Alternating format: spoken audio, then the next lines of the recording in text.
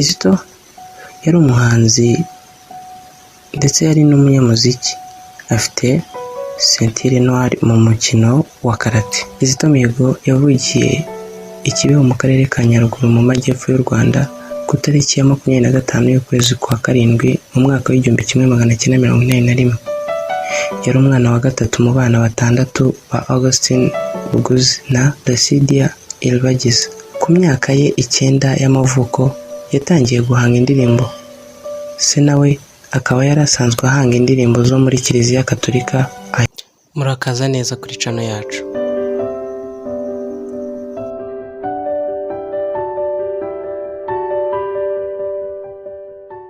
Iwabo Kibeho. Amakuru avuga ko mu mwaka w'1994 yahimbye indirimbo zirenga 400 mu gihe cy'imyaka 20. Nyuma yo kugirwa imfubyi muri jenoside yo mu Rwanda mu 1994 yahungiye i Burundi, hanahana imbibi n'akarere ka Nyaruguru avukamo, aho yongeye guhura na bamwe mu muryango we bari barokotse jenoside nk'uko bigaragara ku rubuga rwa internet. Nyuma ubwo yaragarutse mu Rwanda mu kwezi kwa karindwi mu 1994 yaje kugerageza kwinjira mu ngabo za RPF ariko ntibyamuhira, ashaka kwihorera ku bishe abo mu muryango we. Ariko binyuze mu kwemera kwa Gikristo no mu muziki yaje kumenya kubabarira n'abishe se. Yamamaye mu ndirimbo zo muri Kiliziya Gatolika nyuma yo gutangira amashuri yisumbuye kuri seminari no ya Karubanda mu mujyi wa Huye mu majyepfo y'u Rwanda. Bivuga ko icyo gihe yabaye icyatwa mu bahanzi b'indirimbo zo muri Kiliziya Gatolika mu Rwanda. Aho mu mashuri yisumbuye yarangirije muri Collège Saint-André i Kigali, ni nawe yigiye umukino wa karate agera no ku mukandara wo hejuru cyane w'umukara. Mu 2001 yagize uruhare mu ihangwa ry'indirimbo yubahiriza igihugu izwi nka Rwanda Nziza.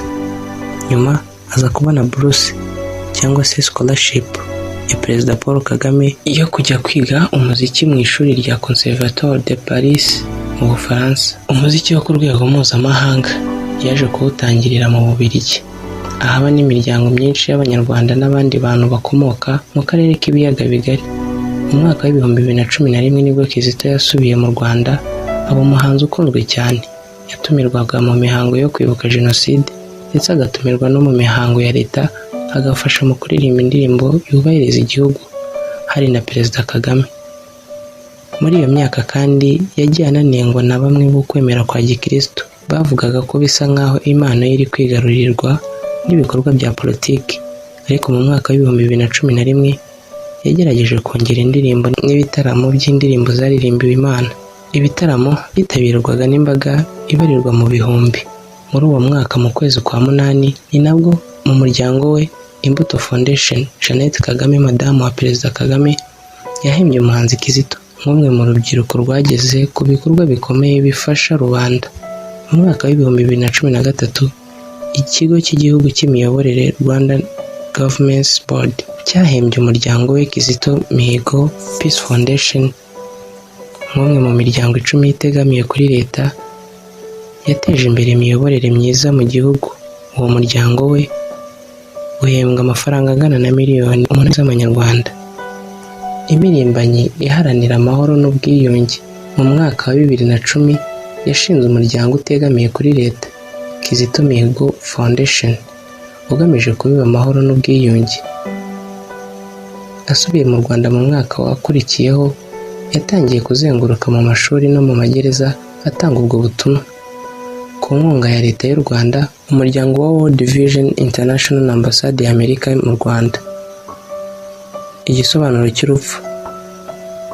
Indirimbo yise Igisobanuro cy'urupfu yasohoye mu mwaka wa 2014 habura gato ngo u Rwanda rwibuke jenoside ku nshuro ya 20.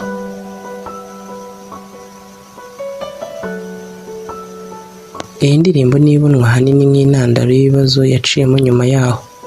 Iyi ndirimbo y'iminota 10 yatangaje ku rubuga rwa YouTube ihinyuza imvugo yemewe mu Rwanda ku bijyanye na jenoside. Yahise yamaganwa na leta y'u Rwanda. Muri iyo ndirimbo avuga ko nubwo yagizwe imfubyi na jenoside bitamubuza kuzirikana abandi babuze ababo mu bwicanyi bw'utiswe jenoside. icyabonwa nko guca amarenga y'abazize ubwicanyi bushinjwa izari ingabo za RPF ndetse na FPR. Yananenze kandi gahunda itavugwaho rumwe na leta y'u Rwanda yiswe Ndi Umunyarwanda, yatangijwe mu mwaka w'ibihumbi 2013.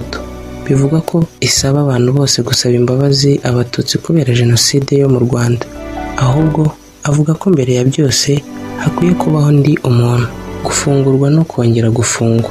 Ku itariki ya 7 y'ukwa 4 mu mwaka w'ibihumbi 2014 byatangajwe ko Kizito wari umenyerewe mu mihango yo kwibuka jenoside yaburiwe irengero. Nyuma byagiye bihwihwiswa ko Kizito ari mu maboko ya polisi kubera iyo ndirimbo ye itavugwaho rumwe.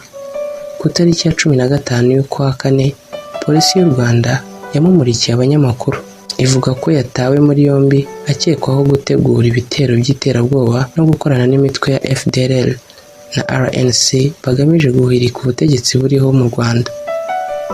Nyuma y'iryo tangazwa ry'uko ari mu maboko ya polisi, indirimbo ze zahise zitangazwa ko zitemerewe guca kuri radiyo ndetse na televiziyo byo mu Rwanda.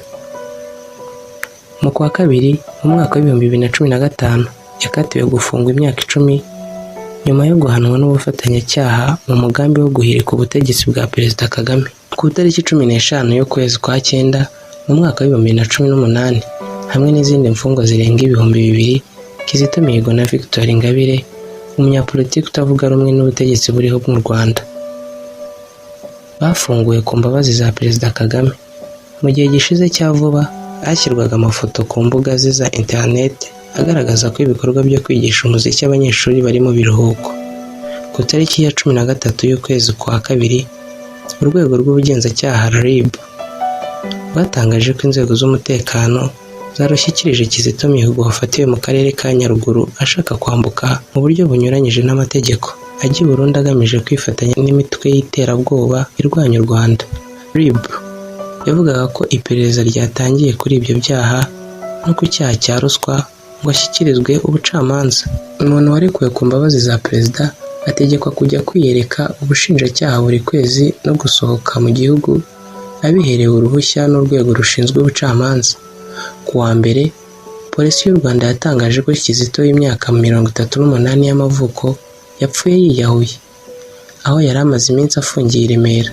Nyuma ubushinjacyaha bwunze mu rya RIB buvuga ko urupfu rwa Kizito rwatewe no kwiyahura yimanitse, ariko imirimbanyi z'abanyamahanga ntizemera ibyo bavuze. Zo ubwazo zivugira ko Kizito yishwe. Mukore subscribe, iyi yari YouTube. Ushaka kumenya amakuru atandukanye kanda ku nzogera ujye ubona video tuzajya dushyiraho. Thanks. Dutera inkunga ukanze kuri subscribe ndetse no ku nzogera ujye ubasha kubona amavideo dushyira kuri YouTube channel yacu.